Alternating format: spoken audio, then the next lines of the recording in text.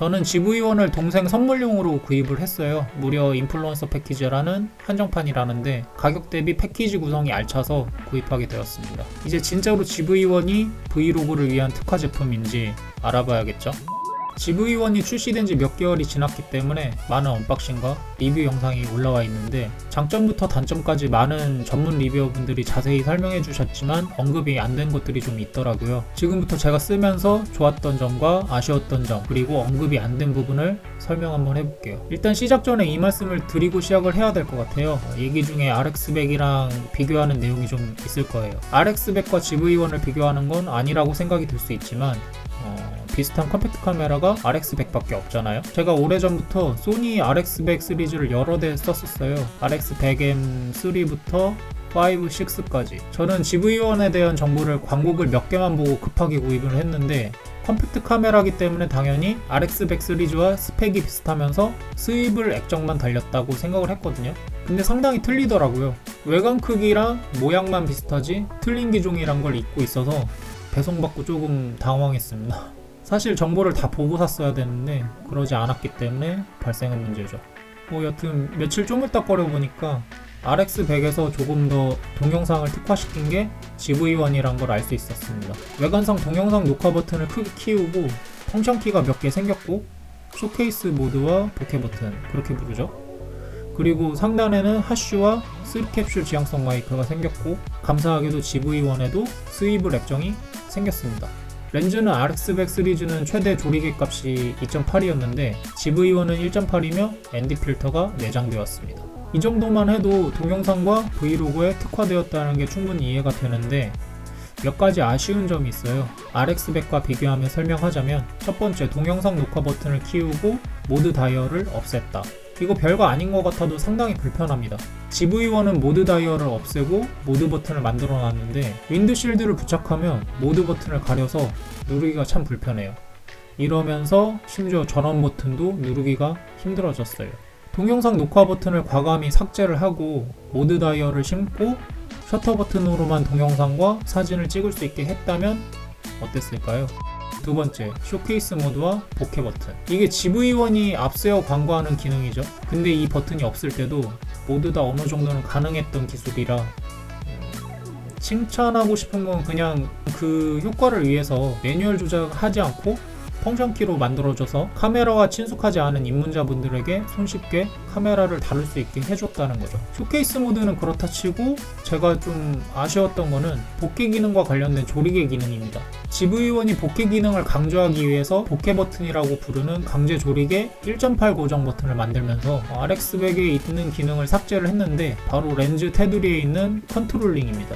제가 언급하는 링이 이건데요. RX100에서는 이 링으로 줌, 조리개, 포커스 등등을 조정할 수 있었는데 이게 GV1에서는 없다는 겁니다. 정말 치명적이지 않나 생각이 드는 게 우리 또 브이로거들이 갬성갬성한 거 좋아하지 않습니까? 근데 이 심도 조절을 내 맘대로 할 수 없다는 거 그거는 조금 컨트롤 링이 있어야 거기에 포커스 기능을 심고 포커싱을 매뉴얼로 할 텐데 말이죠. 그런데 저는 메뉴를 보면서 기가 막힌 걸 하나 발견합니다. 바로 MF 매뉴얼 포커스를 발견하죠. 네, 맞습니다. GV1도 매뉴얼 포커스를 할 수 있긴 합니다. 어떻게 하냐고요? 후면부에 있는 다이얼로 할 수 있는데요. 꼭 굳이 포커스 컨트롤을 하셔야 한다면 기능 설정을 하시고 녹화 중에 다이얼을 돌려주세요. 그럼 어떻게 되냐면 지진이 일어나고 돌리는 다이얼의 소리가 녹화 영상에 그대로 들어갑니다. 갬성과 거리가 먼 포커스 플레이가 되는 순간이죠. 그냥 이럴 거면 AF 속도를 느리게 하고 민감도를 좀 내려서 터치 스크린으로 포커싱 하는 걸 추천드립니다. 내가 원하는 속도로 포커싱을 할 수는 없지만 이게 제일 좋은 방법이라고 할 수 있을 것 같아요. 왜 컨트롤링을 뺐을까요? RX100과 급 차이를 나누기 위해서? 그렇게 해서 조리개 값 1.8 고정 버튼이 생겨서 배경을 한 방에 딱 날릴 수 있게 되어 좋다 칩시다. 저는 광고에서 이 기능을 엄청 부각시키길래 하드웨어로 날린 배경을 소프트웨어적으로 한 번 더 극적으로 이쁘게 날릴 수 있나 보다 그렇게 생각을 했는데 딱히 그것도 아니더라고요. 그냥 1.8 조리개 값으로 배경을 날린 것과 보케 버튼을 눌러서 날린 것이 동일했습니다. 근데 더 극적인 변화가 있었다면 좋았을 것 같아요. 세 번째, 상단에는 하쉬와 3캡슐 지향성 마이크가 생겼다. 핫슈가 생긴 건 진짜 환영해요. 기존 RX100이 5부터였나요? 6부터였나요? 그때부터 3.5파이 마이크 잭을 지원해줬는데 핫슈가 없어서 외부 액세서리를 달아서 거기에 외장 마이크를 달았었거든요. 근데 이번에는 액세서리를 추가로 사지 않아도 되니까 너무 좋은 거죠. 3캡슐 지향성 마이크 수준도 좋고 윈드실드도 주니까 더 좋고. 근데 핫슈와 3캡슐 마이크가 생기면서 잃은 게 있습니다. 바로 플래시와 뷰파인더죠. 이게 뭐가 단점이냐 하실 분들도 계실 텐데 플래시는 뭐 그렇다 치고 뷰파인더가 없는 게 너무 많이 불편했어요. 브이로거들이 자기 얼굴만 찍는 게 아니잖아요. 풍경도 찍고 사물도 찍고 전천후로 돌아다니면서 찍는데 대난 야외 풍경이나 사물을 찍으려면 뷰파인더가 있어야 돼요. 아니면 짱짱한 모니터가 있던가. 그 작은 LCD 창은 대낮에 정말 쥐약입니다. 내가 선글라스를 낀 것도 아닌데 안 보여요. 그 작은 LCD 창을 활용하려면 선쉐이드를 구입해서 달거나 아니면 손으로 이렇게 빛을 가려서 액정을 봐야 돼요. 그래야 좀 볼만할 거예요. 그래서 뷰파인더가 없는 게 참 아쉬운 거죠.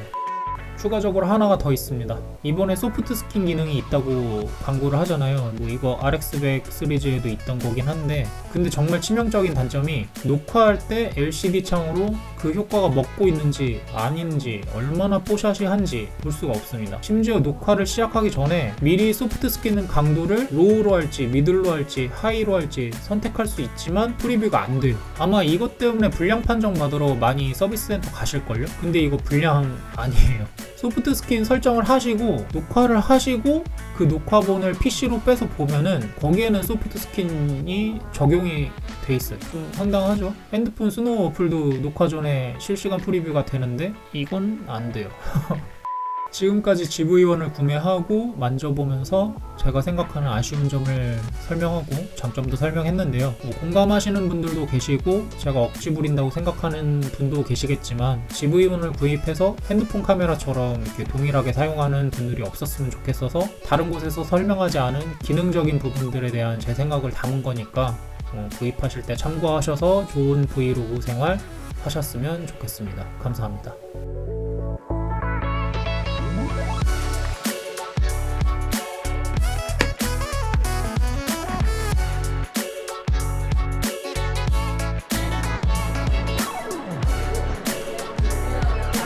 나오게 하지 마. 이게 뭐죠? 이거 진짜 귀엽다.